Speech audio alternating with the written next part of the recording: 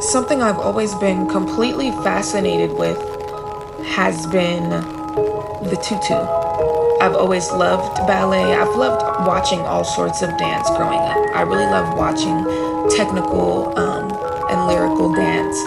But the tutu was something that always grabbed my attention as I was always into fashion. So that was the first thing that drew me to the ballerina, was what she was wearing. And I often was mesmerized by the amount of time and effort and beauty these had. So even when I was in the Nutcracker for 2 years at one point, which was a great experience, might I add, I really connected with the costumes, and being in the show, I would get to see all of the costumes backstage, and I just loved the detail, and they were so pretty, and I had just wished that real clothes, as I would say, could look like that, and they can, and that's why haute couture is my favorite genre of fashion.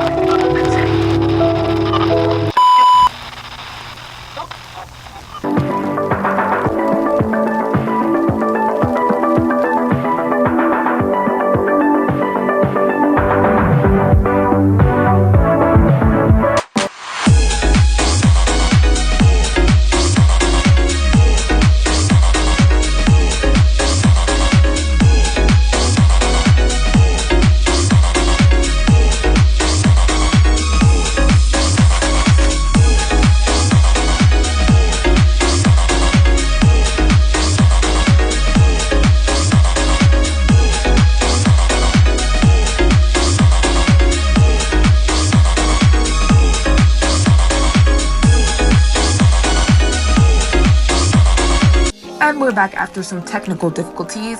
Welcome back to Let's Talk Couture. I'm your host, Akira Leigh, your fashion narrator and guru. This host is gonna make history. Speaking of history, that's what today's video is a little bit about. The history of the Ballerina Tutu. As you can see from the first half of my little sappy introduction, I was trying to give you all to trick you into thinking that's what this was gonna be. This is cutthroat, this is raw. We're talking couture, all things couture. And tutus are honestly a very haute couture design. The tutu's birth kind of comes around in the early 19th century during the Romantic era of ballet. Before the tutu, dancers wore, heavier and more restrictive dresses that limited movement.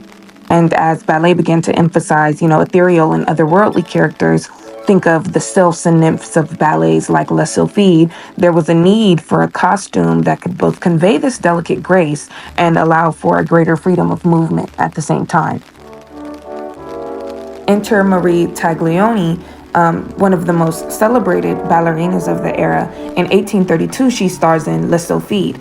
So she's wearing a skirt that, fell just above her ankles. This is a radical departure from the floor-length dresses of the time. This skirt was made of multiple layers of tulle, which was the precursor to the tutu. It allowed the audience to see more of the dancer's leg work, which is a crucial element of ballet technique. The mid to late 19th century, there was a little bit of a change. So as ballet evolved, so did the tutu. By the late 19th century, the romantic tutu, characterized, by its more soft and bell-like shape, began to transform, and ballet moved towards more technically demanding choreography. So this required even greater freedom of movement. And this shift is what gave rise to the classical tutu, which is shorter and stiffer than its predecessor. The classical tutu is often associated with the ballets of Marius Petipa, like The Sleeping Beauty and Swan Lake, which sits at the dancer's waist and kind of extends outwards in a flat horizontal shape. This design exposes the full length of the dancer's legs, allowing the audience to appreciate the precision of the movements. So the designers and the seamstresses at the time had to take things like that into account, which I find absolutely fascinating. The tutu then kind of became a symbol of the technical prowess and athleticism that was required of the dancers. 20th century, the tutu is, a statement. All the little girls love it. It just, I want to be a ballerina. I want to be a princess. No matter what, a tutu is involved. And so as ballet spread globally, the tutu transcended its functional role to become a fashion icon. In the 20th century, it inspired fashion designers, photographers, filmmakers. Designers like Christian Dior and Yves Saint Laurent have even incorporated elements of the tutu into their own haute couture collections, blending the worlds of dance and fashion.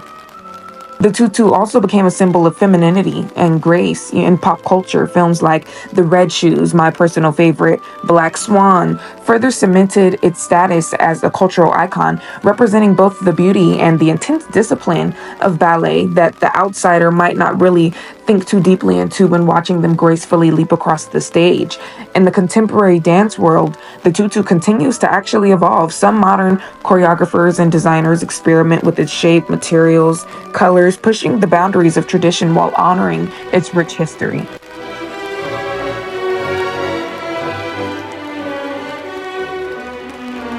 Today, the tutu remains one of the most recognizable and revered costumes in the world of dance. It represents a unique blend of art, fashion, function, embodying the grace, strength, and dedication that they have as ballerinas and dancers. As ballet continues to just grow and flourish over time, the tutu will undoubtedly continue to adapt, and reflecting changes in our society now and even the fashion we see now, how we have a minimalism yet maximalism pull. In between, we'll see a lot of designs that are opaque, vague, but still gorgeous in their own way, and then others that involve textiles and patterns and all this wonky stuff that really brings the character and the dancer to life. From its humble beginnings, in the Romantic era to its current status as a fashion icon, the ballerina's tutu has undergone a remarkable evolution to me. It's more than just a costume. It's a symbol of the history, tradition, the artistry that is ballet, honestly. And it's some of the first costume making to really go on outside of the theater. So as we look to the future, I hope to see the tutu continue to inspire and enchant and remind us of the enduring power of dance.